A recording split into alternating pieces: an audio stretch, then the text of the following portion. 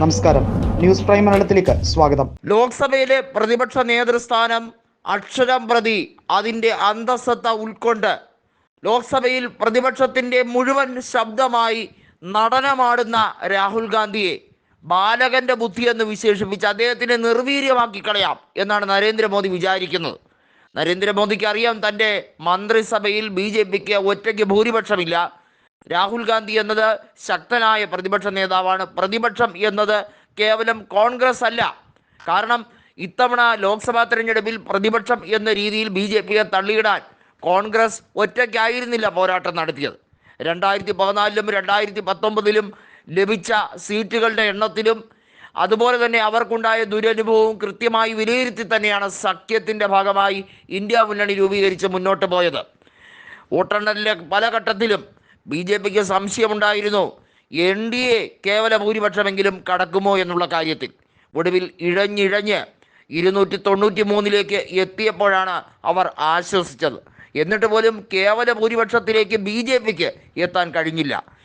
രാഹുൽ ഗാന്ധിക്ക് 99 കിട്ടി എന്നത് 543-ലാണ്, പകരം 100-ലല്ല എന്നൊക്കെ പറഞ്ഞ് ഇത് ബാലകൻ്റെ ബുദ്ധിയാണ്, ബാലക് ബുദ്ധി ഹേ എന്നൊക്കെ പറഞ്ഞ് നരേന്ദ്രമോദി ചെറുതാവുന്ന ഒരു കാഴ്ചയാണ് നമ്മൾ കണ്ടത്.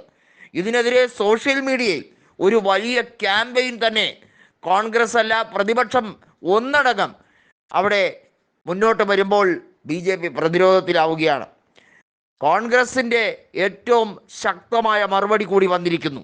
നരേന്ദ്രമോദി എപ്പോഴും അസംബന്ധം മാത്രം പറയുന്ന വായിൽ ബുദ്ധിയാണ് അദ്ദേഹത്തിനുള്ളത്.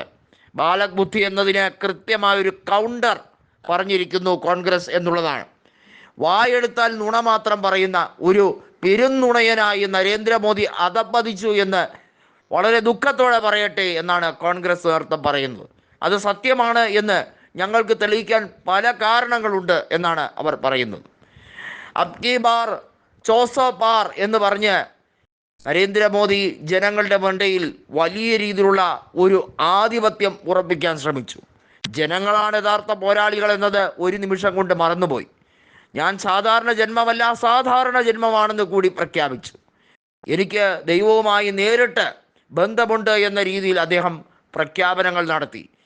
നരേന്ദ്രമോദിയുടെ ഈ പ്രഖ്യാപനം കാണുമ്പോൾ അദ്ദേഹം ഒരു സാധാരണ ബയോളജിക്കൽ ജീവിയല്ല, സാധാരണക്കാരെ പോലെയല്ല എന്നുള്ളത് നമ്മളെല്ലാവരും ചിന്തിച്ചു പോകുന്നു എന്ന് നരേന്ദ്രമോദിയെ കളിയാക്കിക്കൊണ്ട് പരിഹസിച്ചുകൊണ്ട് രാഹുൽ ഗാന്ധി എന്ന പ്രതിപക്ഷ നേതാവ് ശക്തമായി ആഞ്ഞടിച്ചപ്പോഴാണ് അദ്ദേഹം ബാലക് ബുദ്ധിയാണ്, അദ്ദേഹത്തിന് ബാലകൻ്റെ ഒരു ബുദ്ധിയാണ് കിട്ടിയിരിക്കുന്നതെന്ന് പറഞ്ഞു. ബാലകൻ്റെ ബുദ്ധി എന്നത് അത്ര ചെറുതായി നമ്മൾ കാണേണ്ട കാര്യമില്ല. ഈ ലോകത്ത് ഉണ്ടാകുന്ന വിപ്ലവകരമായ മാറ്റങ്ങളെല്ലാം തന്നെ അതിൽ മുഖ്യ സ്ഥാനം ഇപ്പോൾ ചെറുപ്പക്കാർ വഹിക്കുകയാണ് എന്ന് അറിയാൻ പോലും ഉള്ള ശക്തിയില്ലാത്ത വിഡ്ഢിത്തം മാത്രം വിളമ്പുന്ന ഒരു ബെയിൽ ബുദ്ധിക്കാരനാണ് നരേന്ദ്രമോദി എന്ന് തുറന്നടിച്ചിരിക്കുന്നു രാഹുൽ ഗാന്ധി. സോഷ്യൽ മീഡിയ കത്തി നിൽക്കുകയാണ്.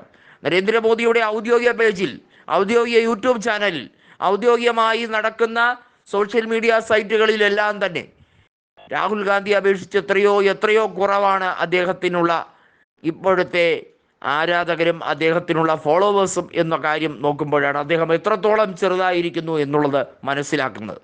അയോധ്യയിൽ നിങ്ങൾ തോറ്റു, വാരണാസിയിൽ കഷ്ടിച്ച് മോദി രക്ഷപ്പെട്ടു, പ്രിയങ്കയോ അല്ലെങ്കിൽ കോൺഗ്രസ് നേതൃത്വം മറ്റേതെങ്കിലും നേതാവിനെയോ ആണ് നിർത്തിയിരുന്നെങ്കിൽ ഒരുപക്ഷെ ഫലം മറ്റൊന്നായേനെ എന്ന് രാഹുൽ ഗാന്ധി അതുകൊണ്ടാണ് പറഞ്ഞത്. ഇതൊക്കെ BJPക്ക് സഹിക്കുമോ? ഇല്ല, ഒരിക്കലുമില്ല എന്നുള്ളതാണ് യാഥാർത്ഥ്യം.